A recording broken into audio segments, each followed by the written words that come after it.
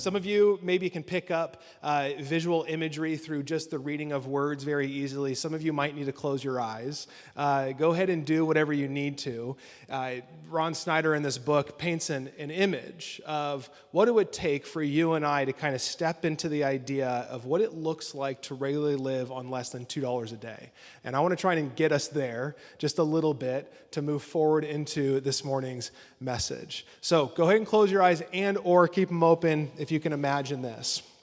But he says this, to help us imagine what poverty means, a prominent economist itemized the luxuries that we, you and I, would have to abandon if we were to adopt the lifestyle of our 1.2 billion neighbors who live in desperate poverty, trying to survive on $1.25 a day. We begin by invading the house of our imaginary American family to strip it of its furniture. Everything goes. Beds, chairs, tables, television set, lamps.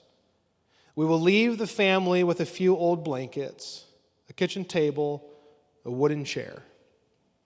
Along with the bureaus go the clothes. Each member of the family may keep in their wardrobe the oldest suit or dress, a shirt or blouse. We will permit a pair of shoes for the head of the family, but none for the wife or children. We move to the kitchen. The appliances have already been taken out, so we turn to the cupboards. The box of matches may stay, a small bag of flour, some sugar, and salt. A few moldy potatoes, already in the garbage can, must be hastily rescued, for they will provide much of tonight's meal. We will leave a handful of onions and a dish of dried beans, and the rest we take away. The meat, the fresh vegetables, the canned goods, the crackers, the candy. Now we have stripped the house. The bathroom has been dismantled, the running water shut off, the electric wires taken out. Next, we take away the house. The family can move to the tool shed. Communications must go next. No more newspapers, magazines, books.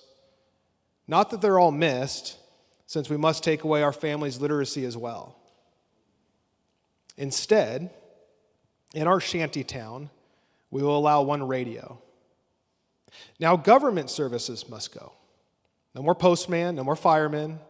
There is a school, but it's 3 miles away and consists of 2 classrooms. There are, of course, no hospitals or doctors nearby. The nearest clinic is 10 miles away and is tended by a midwife. It can be reached by bicycle, provided the family has a bicycle, which is unlikely. Finally, money. We will allow our family a cash hoard of $5. This will prevent our breadwinner from experiencing the tragedy of an Iranian peasant who went blind because he could not raise the $3.94, which he mistakenly thought he needed to receive admission to a hospital where he could have been cured. We'll pause there.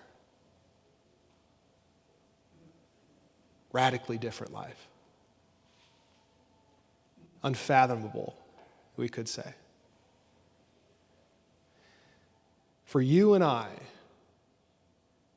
we are phenomenally rich compared to most of the world. And at the same time, you don't feel it.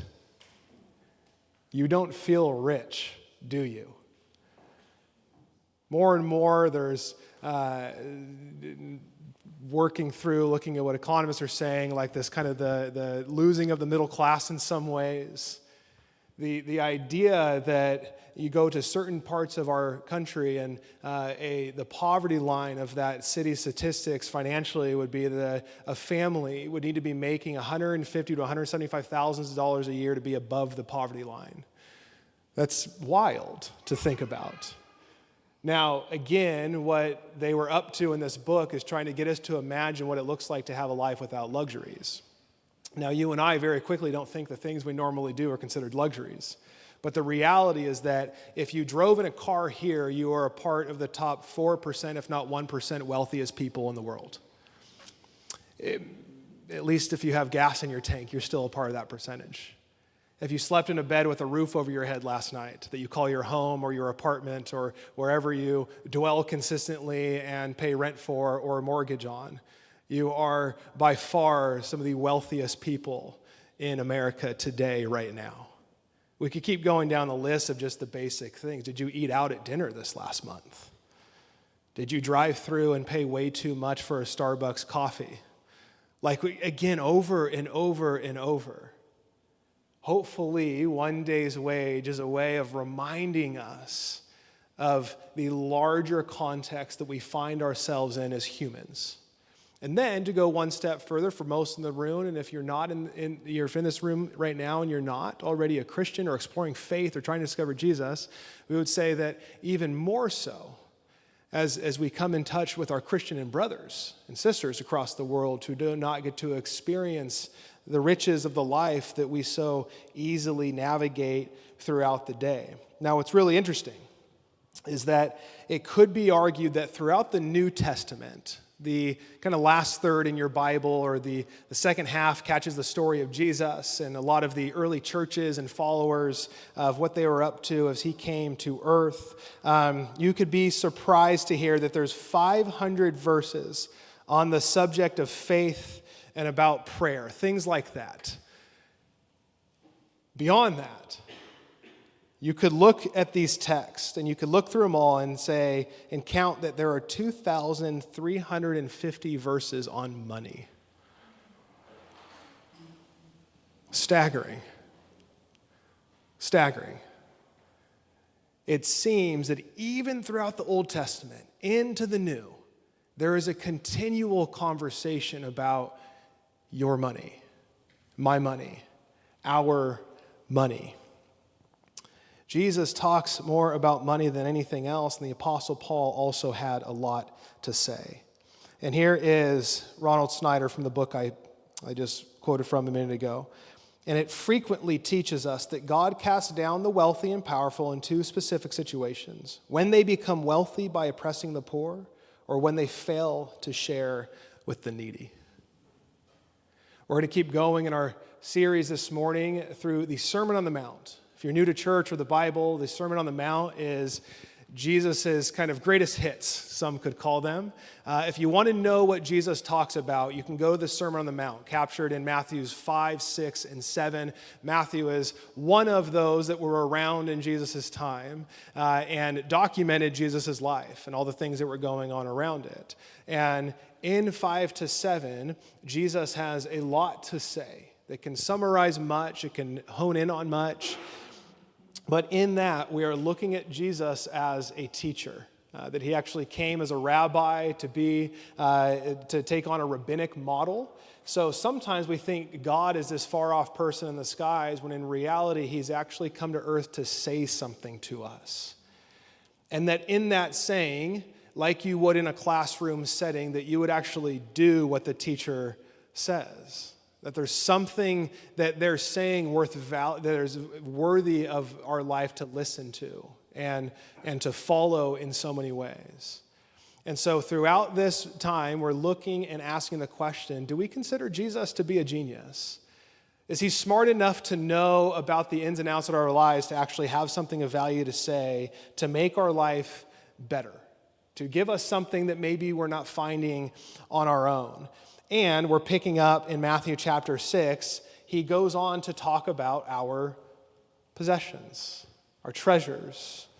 We'll get into a little bit more of what that means, but here Jesus talks about the very thing that we have now just been practicing through one day's wage.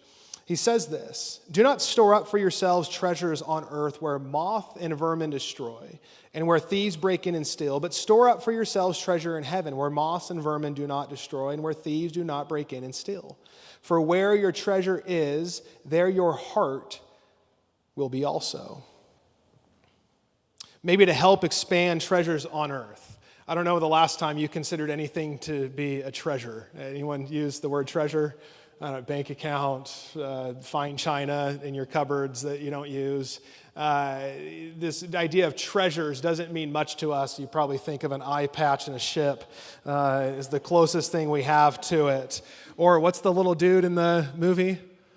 My precious. That's like another one I think about. There we go. Yeah, a bunch of nerds. I'm just kidding. Those are very good movies. But just to kind of help break down, what could he mean by treasures? What could this be? And there's offering us by R.T. Kendall, he says, possessions, power, pleasure, and praise.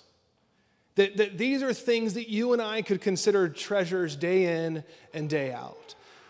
Your clothing, where you live, the car that you have, your bank account, you can keep going down, that it's actually the things that you have tangibly in your possession, the things that you have spent money for, the things that you could sell for money, whatever it is, the things that you and I have way too much of.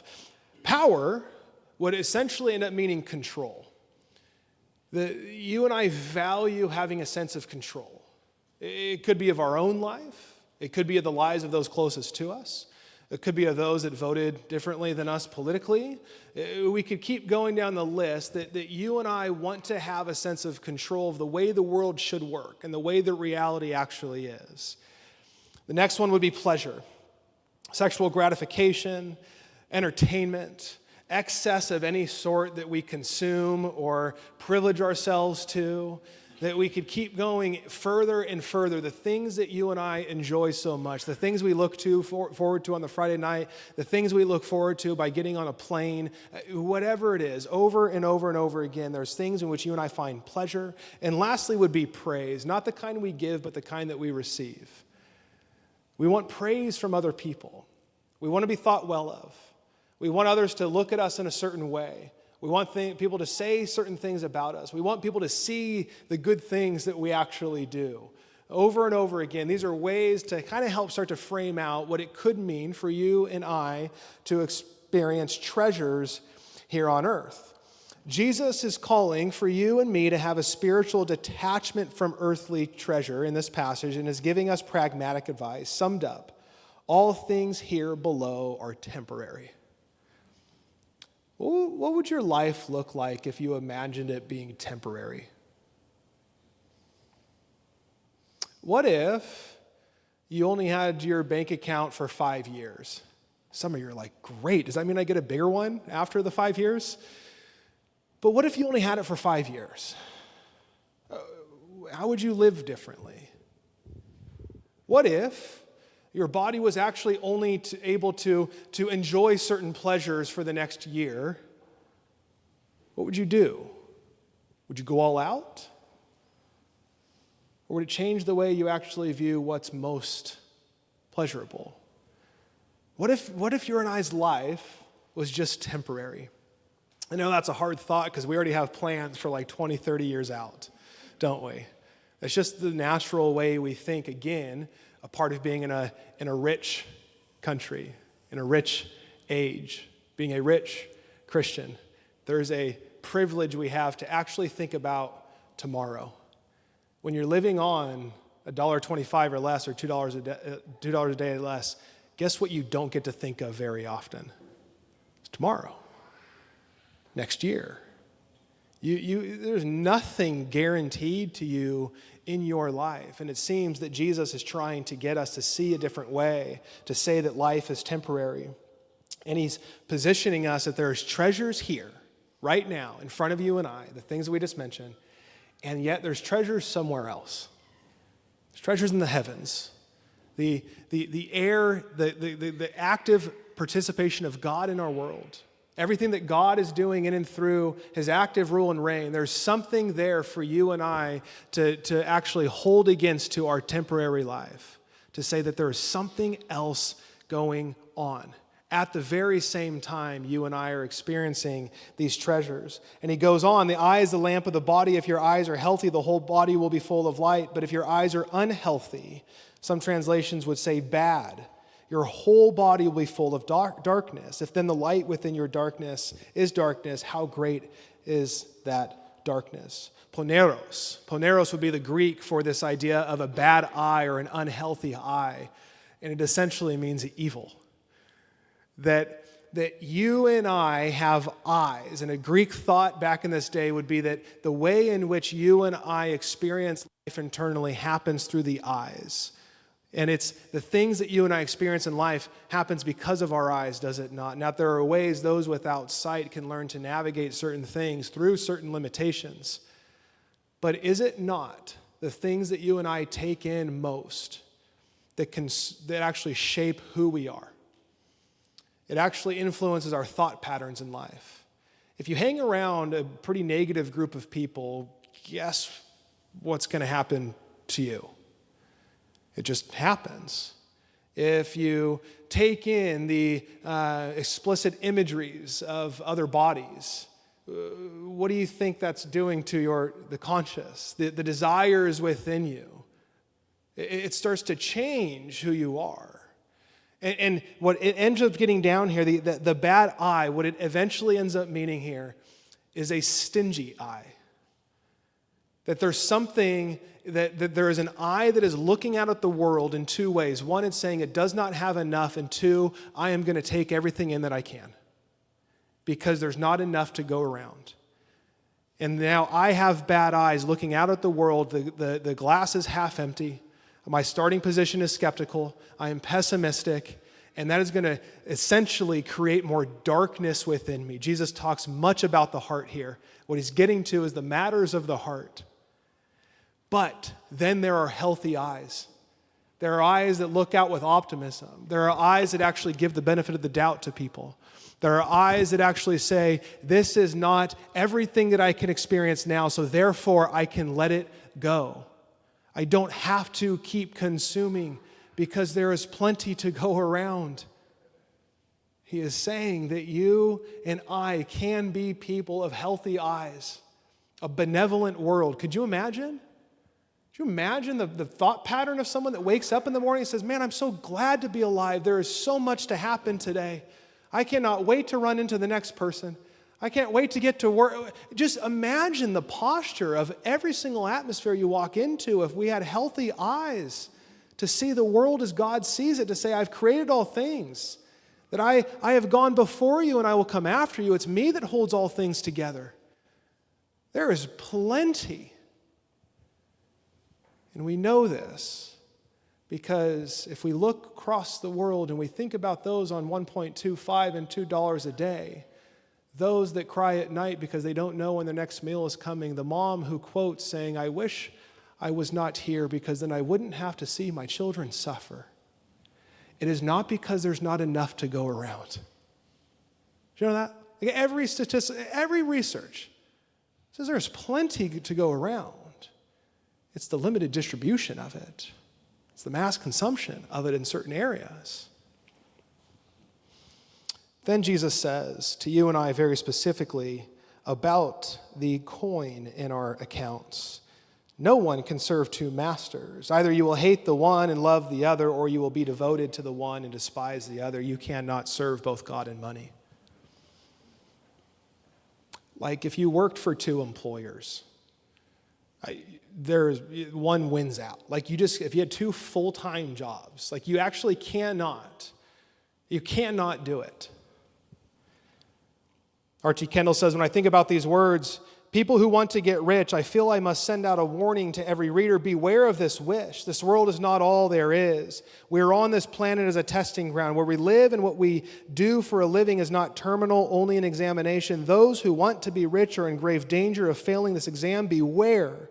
This could be a natural desire. Some can be trusted with wealth, but it could also be a desire that the devil will seize upon. So I am saying to you, as lovingly as I know how, be careful, be very careful with your desire for more, with the consumption of your treasures, with the gaining of what you see being most valuable and helpful for your life. Jesus sets up a pretty big statement, but what we just talked about matters greatly when we read this. And it's not going to make sense because he says this, therefore I tell you, do not worry about your life. Anybody not worry this week? Anybody wake up this morning without any worries?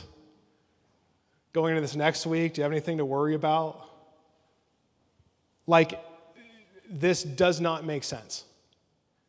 Yet, Jesus clearly says it. Doesn't mince words, doesn't over-explain himself, just says, therefore. I'm telling you, like, if you can notice these first pieces we just said, if you can actually see that there is abundance in this world and there's more for you to have than you could ever imagine, if you could see the ways in which you look outwards into the world change the way inside of you, if you could look at your possessions, your treasures, everything that you see most important not being most important, guess what? You have less to worry about. Now, what I'm not saying is the idea of acute anxiety or worrying.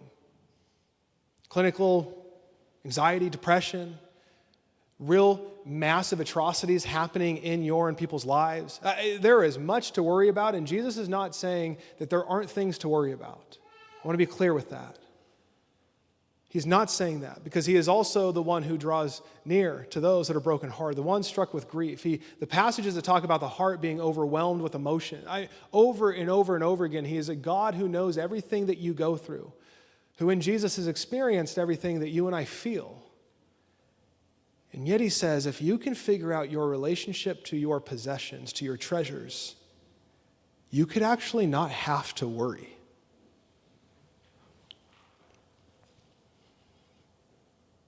What will you eat or drink, or about your body, what you will wear?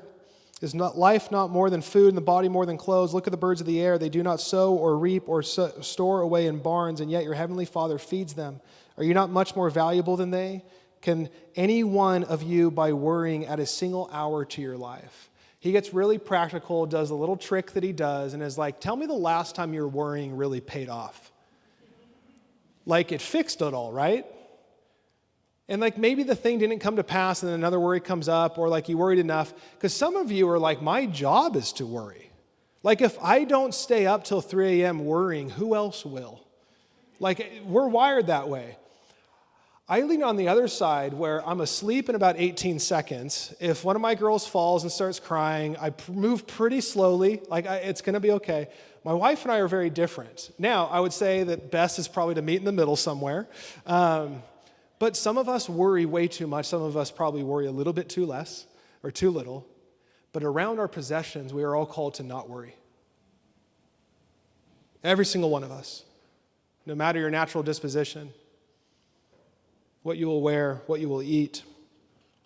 You cannot add another hour to your life. And why do you worry about clothes? See how the flowers of the field grow. Do not labor or spin. Yet I tell you that not even Solomon in all his splendor was dressed like one of these. If that is how God clothes the grass of the field, which is here today and tomorrow is thrown into the fire, will he not much more clothe you, you of little faith? So do not worry saying, what shall we eat, or what shall we drink, or what shall we wear? For the pagans run after these things, and your heavenly Father knows that you need them. He knows what you need. He sees your life. He knows everything that you're going through. He knows everything that you wrestle with. He knows when you feel full. He knows when you feel empty. And around your possessions, do not worry. You don't have to worry about them because they are temporary. They are fleeting. They will come. They will go. And they could actually provide more value than you and I actually use them for. St. Augustine, I'm going to invite the worship team up, and we're going to go into communion here in a second.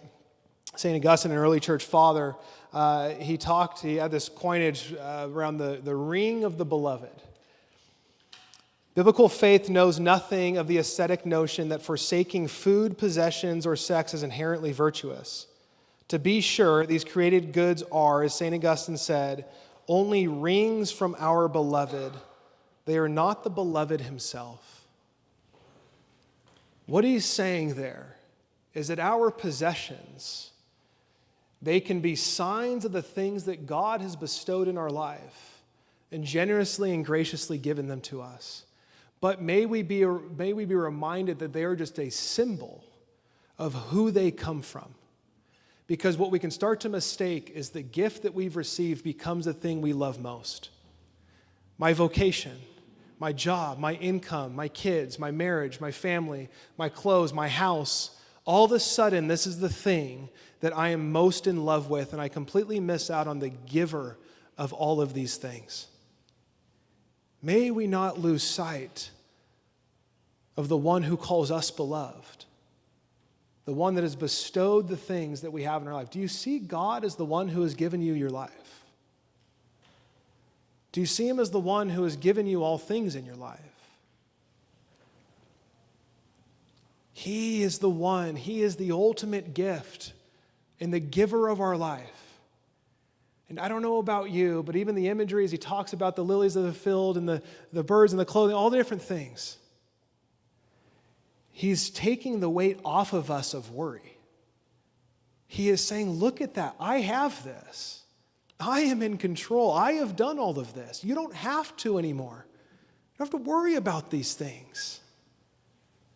I don't know about you, but that takes a weight off my shoulders because then I can just hold it all openly. I don't have to clench my fist around praise from others, about possessions, about pleasures. I can open them up. And it's not what the world needs most. A bunch of people who, as we just sang a moment ago, that we trust in God, that are saying, I trust so much that I can just live my life like this. Whatever comes, my hand is open. Whatever goes, my hand is open. The world is looking on and saying, who will help with this? Who is willing to take less so that others could find a little bit more?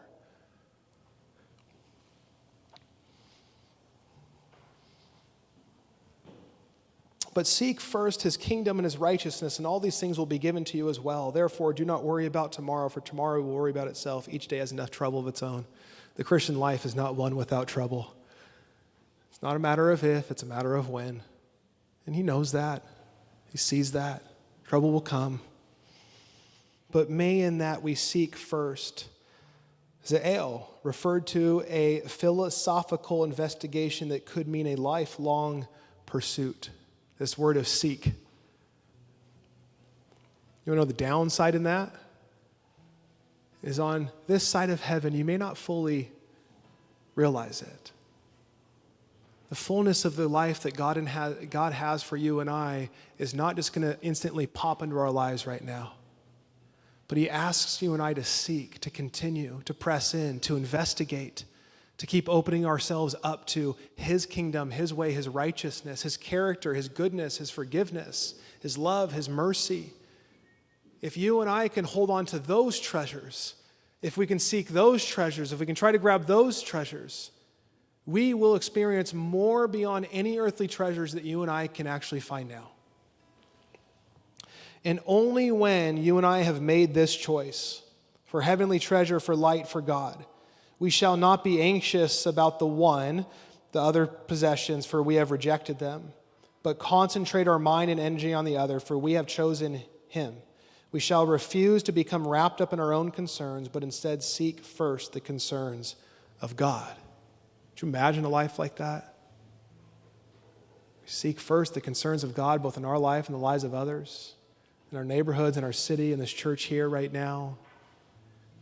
God has so much more than you and I can actually find in possessions here on earth. Why don't we stand together as we're going to go in time of communion? And I want to invite you this morning to a couple things. One, I'll explain communion here in a second. But what this can be is an act of trust. It can be an act of trust to those who have trusted God with the entirety of their lives before. And it's a reminder of where we have placed our trust. Because over the days and the weeks and the months, our bent will be to trust what we can see in front of us. It can be to trust what we hold in our own hands. To have trust in what we have in our bank account. That's our bent. And this is a chance to say, God, I want to be reminded that I put my trust in you. I can open my hands with my life. I can open my hands with everything that I have, and even everything that I don't, that I desire and that I want. For some in the room, this maybe could be the first act of trust in a God who loves and sees you. One that has designed you and created you. One who knows the ins and outs of your life and has pursued you in the life of Jesus and saying, trust me. Will you trust me? And the beauty of life with God is that that's that easy. The way in is the way on. It's one of grace that he has for you to say, yes, God, I want to trust you with my life. I want to receive you as the one who has given me life and will give me new life through your mercy and your forgiveness. And so communion this morning, I think, is a couple of those things. It's also a way of standing with those across the globe. That right now, in this moment, there are others taking communion. There are some who took communion yesterday. There are some who will take communion tonight. That is in the richest of countries and the poorest of nations. And this is a chance for you and I to be reminded that the room in which we stand with is much larger than just this physical square footage right now. May we be reminded of the beauty and the dynamic of a multi-dimensional age, ethnicity, race, tribe, language that makes up the church of Jesus Christ. That you and I are connected to something so much bigger than we could ever make on our own. And so what we're going to do is we're going to take communion. You're going to be invited here in a second. I'm going to have the Cathys come up, and they are going to give you a blessing as you receive communion. You're just going to walk down these center aisles here in a second. You'll grab the piece of bread, and then they will hold a bowl of juice out in front of you. You will dip the bread, they will give you a blessing, and then you'll receive. What this is, if you're new to this, is we actually watched Jesus do this with his closest group of friends before he was killed and hung on a cross and then rose again. And it's a way for you and I to come in touch with that. He actually broke bread with them, and he blessed it, and he actually said, "This is my body that is going to be broken for you." And then he had a cup, and he blessed it, and he invited them to drink, to say, "This is my blood that will be poured out so that you can receive the life that God has through his forgiveness and his mercy." And so we take this as a way of coming to life with God for the first time or the nth time. And so this morning as we come forward, come and receive your blessing. You can grab the gluten-free bread, which it is, and take. So let's take some time. You'll return to your seats on the outside. We'll stay standing. We'll sing together, and Naomi will come up in just a minute and close us out. So why don't you come forward and start receiving communion.